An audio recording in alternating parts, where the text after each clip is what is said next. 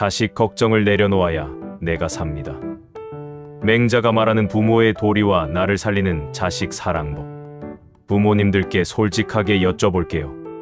지금 이 순간에도 마음 한구석에 자식 걱정이 자리 잡고 있지 않으신가요?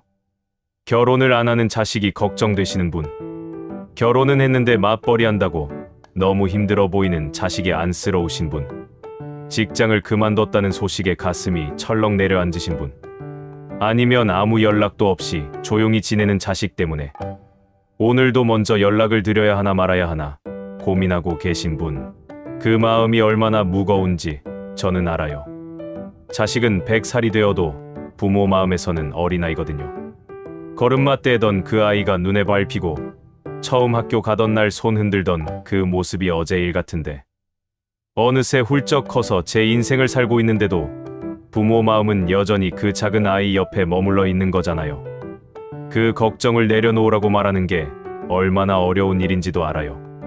그런데요, 오늘 저는 아주 중요한 이야기를 하나 드리려고 합니다. 자식을 진짜로 사랑하고 싶다면 먼저 내가 살아야 해요. 이게 무슨 말인지 지금부터 천천히 풀어드릴게요.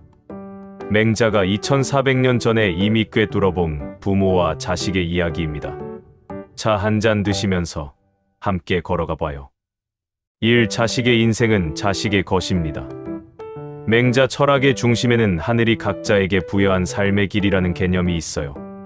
현대적으로 표현하면 각자가 걸어가야 할 인생의 방향이라고 할 수 있어요. 맹자는 이렇게 말했어요. 정말 지혜로운 사람은 허물어질 담장 아래에 스스로를 갖다 놓지 않는다고요. 이 말의 의미가 뭔지 아세요? 내가 통제할 수 없는 것에 내 전부를 걸지 않는다는 거예요. 위험한 것, 내 손이 닿지 않는 것, 내 힘으로 어쩔 수 없는 것. 거기에 내 마음을 전부 묶어두면 결국 다치는 건 나라는 거예요. 자식의 인생이 바로 그거예요. 그 아이가 어떤 사람을 사랑하게 될지, 어떤 일을 택할지, 언제 결혼할지, 아이를 낳을지 말지, 이건 그 아이의 길이지 내 길이 아니에요. 물론 알아요. 머리로는 알고 있어요. 그런데 가슴이 따라가질 않는 거잖아요. 그 마음도 너무 이해해요. 그런데 제가 이런 경우를 참 많이 봤어요. 어머니가 자식 걱정으로 밥도 못 드시고 잠도 못 주무시고 그러다가 결국 건강이 나빠지셨어요. 혈압이 오르고 소화가 안 되고 기력이 빠져요. 그런데 정작 자식은요, 멀쩡히 잘 살고 있어요. 제 인생 열심히 살고 있어요. 엄마가 그렇게 걱정하는 줄도 모르고요. 이 상황이 안타깝지 않으신가요? 엄마는 자식 걱정으로 몸이 상하는데 자식은 본인 삶을 살고 있는 거예요. 어머니의 걱정이 자식의 삶에 아무 영향도 못 미치면서 어머니 본인만 소모되고 있는 거예요. 맹자는 이렇게 말했어요. 자신을 닦는 것이 무엇보다 근본이라고요. 내가 건강하고 내 마음이 맑고 내가 행복한 것, 이게 먼저예요. 내가 무너지면 자식에게도 아무것도 줄 수 없어요. 자식이 힘들 때 곁에 있어주려면 내가 먼저 건강해야 해요. 자식이 위로가 필요할 때 든든한 기둥이 되어주려면 내가 먼저 서 있어야 해요. 그런데 자식 걱정으로 이미 무너진 부모는 자식에게 짐이 될 수밖에 없어요. 사랑하기 때문에 걱정한 건데 그 걱정이 결국 자식에게도 무거운 짐이 되는 역설. 이게 많은 부모님들이 모르고 계신 슬픈 현실이에요. 맹자가 말하고 싶었던 건 이거예요. 자식을 사랑한다면 먼저 나를 살리세요. 그게 진짜 자식 사랑의 출발점이에요. 조금 더 이야기해 볼까요? 부모가 자식에게 줄 수 있는 가장 큰 선물이 뭔지 아세요? 비싼 용돈이 아니에요. 넉넉한 유산이 아니에요. 바로 내가 행복하게 살아가는 모습이에요. 부모가 늘 걱정스러운 표정으로 힘들어하고 자식에게 매달려 있으면 자식은 행복할 수가 없어요. 아무리 자기 일이 잘 풀려도 부모가 고통스러워 보이면 마음에 짐이 생기거든요. 즐거운 자리에서도 문득 부모 생각이 나면서 마음이 무거워지고 좋은 일이 생겨도 선뜻 기뻐하기가 어려워요. 반대로 부모가 당당하게 자기 인생을 즐겁게 살고 있으면 자식은 죄책감 없이 자기 인생을 살 수 있어요. 부모님은 잘 지내시니까 나도 내 삶에 집중해도 되겠구나라는 마음이 생기는 거예요. 이게 자식에게 줄 수 있는 가장 큰 자유예요. 이 자식을 직접 가르치려 하지 마세요. 맹자 책에 아주 흥미로운 대화가 나와요. 어떤 사람이 맹자에게 물었어요. 왜 훌륭한 사람은 자식을 직접 가르치지 않습니까? 맹자가 대답했어요. 가르치는 사람은 반드시 올바름으로 해야 한다. 그런데 올바름으로 가르쳤는데 자식이 그것을 행하지 않으면 화를 내게 된다. 화를 내면 도리어 감정이 상하게 된다. 그래서 아버지가 자식을 직접 가르치면 서로 상처를 입게 된다. 이게 지금 우리에게는 어떤 의미일까요? 자식에게 직접 훈수를 두면 자식도 상처받고 나도 상처받아요. 왜냐하면 부모 자식 사이에는 감정이 너무 깊이 얽혀 있거든요. 내가 아무리 올바른 말을 해도 자식 귀에는 잔소리로 들릴 수 있어요. 그리고 자식이 내 말을 안 들으면 나는 화가 나고 서운해지는 거예요. 내가 다 너를 위해서 하는 말인데 왜 이렇게 고집을 부리냐는 생각이 드는 거잖아요. 그런데 자식 입장에서는요? 내가 이렇게까지 생각해서 결정했는데 왜 내 선택을 믿어주지 않냐는 서운함이 생겨요. 결국 서로 상처만 받고 관계는 더 멀어져요.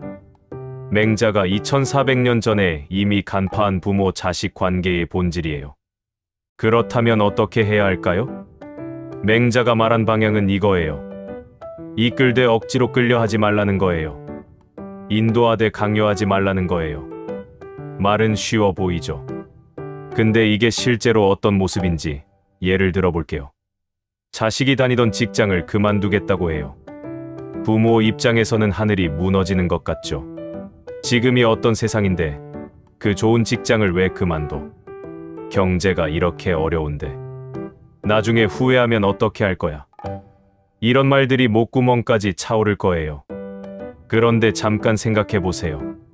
자식이 직장을 그만두겠다고 말을 꺼냈을 때 그건 이미 오래 고민하고 나서 한 말일 가능성이 높아요. 충동적으로 하는 말처럼 들려도 사실 밤새 뒤척이고 몇 달을 고민하고 겨우 용기 내서 꺼낸 말인 경우가 많거든요. 그 말을 들은 부모가 안 돼, 그러면 안 돼로 반응하면 자식은 어떻게 느낄까요? 가장 힘들고 중요한 결정을 앞두고 가장 가까운 사람에게서 지지를 받지 못했다는 상처가 남아요. 반면 이렇게 반응하면 어떨까요? 많이 힘들었겠다. 오래 고민했겠구나. 그것만 해주는 거예요. 그 다음은 자식의 몫으로 남겨두는 거예요. 이게 너무 무책임한 것 아니냐고요? 아니에요. 오히려 이게 자식을 가장 존중하는 방식이에요. 자식도 충분히 생각할 수 있는 어른이라는 걸 믿어주는 거거든요. 그리고 실제로 이렇게 반응한 부모에게 자식은 더 많이 이야기해요. 판단받지 않아도 되니까요. 편하게 속마음을 털어놓을 수 있으니까요. 그러면 오히려 부모가 더 많은 것을 알게 돼요. 자식의 고민도, 자식의 꿈도, 자식의 두려움도요. 자식이 부모에게 말을 안 하는 이유가 뭔지 아세요? 말했다가 잔소리 들을 것 같으니까요. 걱정시킬 것 같으니까요. 반대할 것 같으니까요. 그래서 아예 말을 안 하는 거예요. 그러면 부모는 더 걱정하는 악순환이 생기는 거예요. 내가 어떤 말을 해도 판단받지 않는 공간이 되어준다면 자식은 오히려 더 많이 이야기하게 되어요. 그게 진짜 가까운 부모-자식 관계예요. 이렇게 자식에게 공간을 내어주려면 내 걱정을 조금 내려놓아야 해요. 내 불안을 자식에게 쏟는 대신 그 에너지를 나 자신을 돌보는 데 써야 해요. 삼고부갈등, 맹자는 뭐라고 했을까요? 이제 좀 더 구체적인 이야기를 해볼게요. 많은 어머니들이 며느리 또는 사위와의 관계에서 상처를 받으세요. 아들이 결혼하고 나서 연락이 뜸해진 것 같고 명절에 와도 어딘가 불편하고 내가 뭘 해도 눈치가 보이는 것 같은 그 느낌. 내가 잘못한 것도 없는데 왜 이렇게 조심스러워야 하나 억울하기도 하시죠. 맹자는 인간관계에서 가장 중요한 것이 각자의 자리를 지키는 것이라고 했어요. 부모는 부모의 자리가 있고 자식은 자식의 자리가 있고 며느리와 사위에게도 그들의 자리가 있어요. 그 자리를 침범하지 않는 것. 그게 맹자가 말하는 관계의 도리예요. 며느리가 아들과 사이좋게 지내면 그게 제일 좋은 거예요. 내 아들이 행복하면 그게 내가 바라는 전부여야 해요. 며느리가 내 마음에 쏙 들지 않아도 아들이 그 사람 곁에서 웃고 있다면 그것으로 충분한 거예요. 반대로 며느리에게 계속 기대고 간섭하고 내가 원하는 방식으로 끌어당기려 하면 결국 아들과의 관계도 멀어져요. 아들은 어머니와 아내 사이에서 찢기는 느낌을 받거든요. 그 고통이 쌓이면 아들은 어머니를 점점 멀리하게 되어요. 맹자는 말했어요. 사랑한다면 수고롭게 해주어야 한다고요. 이게 무슨 말이냐면 진정으로 사랑하는 사람이라면 그 사람이 스스로 성장하고 헤쳐나갈 수 있도록 믿어주어야 한다는 거예요. 수고롭게 한다는 게 힘들게 한다는 뜻이 아니에요. 스스로 해낼 수 있다고 믿어주는 것, 그 믿음이 진짜 사랑이라는 거예요. 자식이 실수해도 괜찮아요. 돌아오는 길이 있으니까요. 자식이 힘들어도 괜찮아요. 헤쳐나갈 힘이 있으니까요. 그리고 그 믿음을 가진 부모가 곁에 있다는 것 자체가 자식에게 가장 큰 힘이 돼요. 그러려면 내가 먼저 단단해야 해요. 자식 걱정에 흔들리지 않을 만큼 내 안이 차 있어야 해요. 내 삶이 충분히 의미 있어야 해요. 내가 행복해야 해요. 그게 자식에게 가장 좋은 부모가 되는 방법이에요. 오늘 이야기를 들으시면서 어떤 감정이 올라오셨나요? 혹시 마음 한구석이 좀 뻐근하셨다면 그건 지금까지 얼마나 자식을 위해 많은 것을 쏟아오셨는지를 몸이 기억하기 때문이에요. 그 사랑은 진짜예요. 그 헌신은 진짜예요. 아무도 그것을 부정할 수 없어요. 그런데 이제는 그 사랑의 방향을 조금 바꿔볼 때가 된 것 같아요. 자식을 향한 사랑의 일부를 나 자신에게 돌려주세요. 오늘 드리는 숙제는 딱 하나예요. 오늘 하루 자식 걱정을 잠깐 내려놓고 나 자신을 위한 일을 한 가지 해보세요. 좋아하는 음식을 먹거나 가고 싶었던 곳을 가거나 듣고 싶었던 음악을 틀거나 아주 작은 것이어도 괜찮아요. 그 작은 한 발걸음이 나를 살리는 시작이에요. 그리고 내가 살아야 자식도 살아요. 맹자의 말로 마무리할게요. 모든 것의 근본은 나 자신에게 있어요. 자식을 살리고 싶다면 먼저 나를 살리세요. 오늘도 함께 해주셔서 정말 감사합니다. 구독과 좋아요 꼭 눌러주시고 자식 걱정에 지친 부모님이 계신다면 이 영상 조용히 공유해주세요. 다음 편에서는 은퇴 후 공허함의 진짜 이유를 맹자와 함께 들여다볼게요. 꼭 함께 해주세요. 구독과 좋아요는 큰 힘이 됩니다. 사랑합니다.